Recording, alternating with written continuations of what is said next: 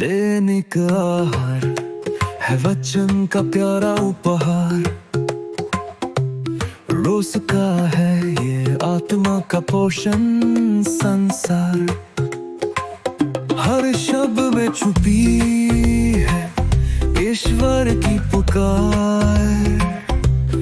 आओ सुनो समझो जीवन में लाओ प्यार।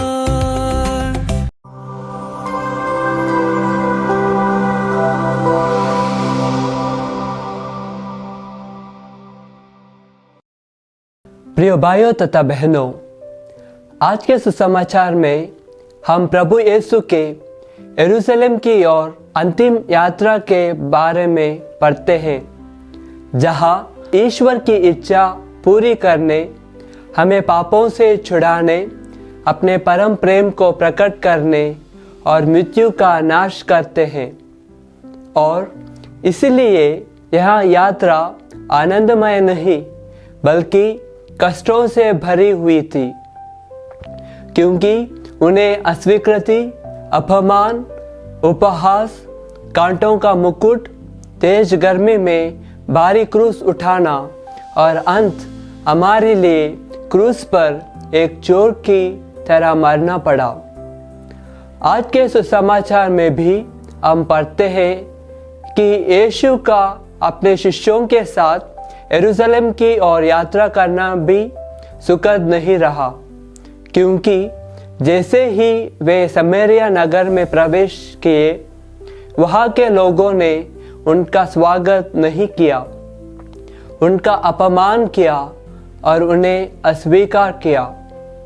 पर यीशु को तब सबसे ज्यादा दुख हुआ जब उनके दो सबसे करीब शिष्यों योहन और याकूब ने भी यीशु को नहीं समझा और वे उन लोगों पर आग बरसाना चाहते थे।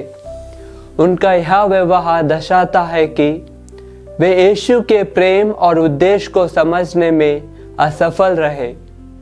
हालांकि वे लगभग 3 वर्ष तक उनके साथ रहे, लेकिन इस कठिन समय में भी यीशु अपने उद्देश्य से विचलित नहीं हुए।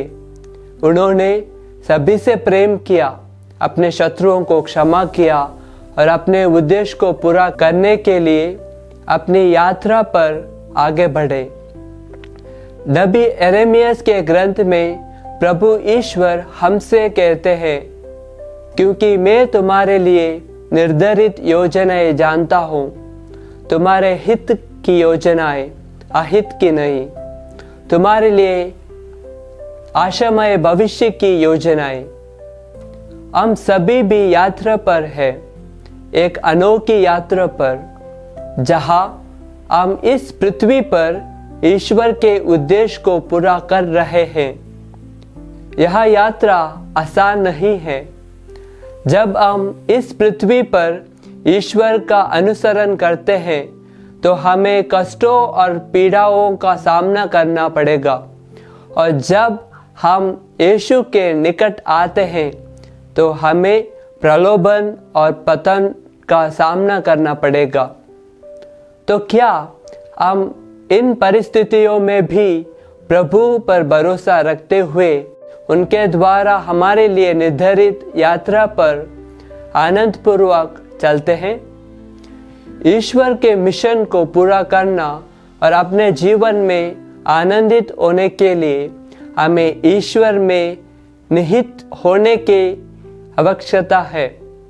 जैसा कि वे कहते हैं, तुम मुझ में बने रहो और मैं तुम में। यदि तुम मुझ में नहीं बने रहोगे तो तुम अधिक फल नहीं ला पाओगे। जब हम ईश्वर में बने होते हैं तो हम ईश्वर की इच्छा को समझते हैं और अपने सामने रखे हर मिशन को पूरा करना शुरू करते हैं।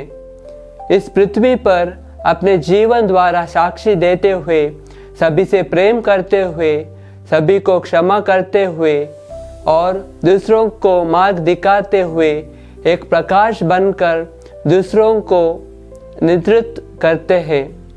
तो आइए हम ईश्वर से कृपा मांगे कि हम अपने जीवन में हमेशा ईश्वर और उसके द्वारा निर्धारित योजनाएं पर चल सके। ईश्वर हम सबको आशीष दे। आमीन।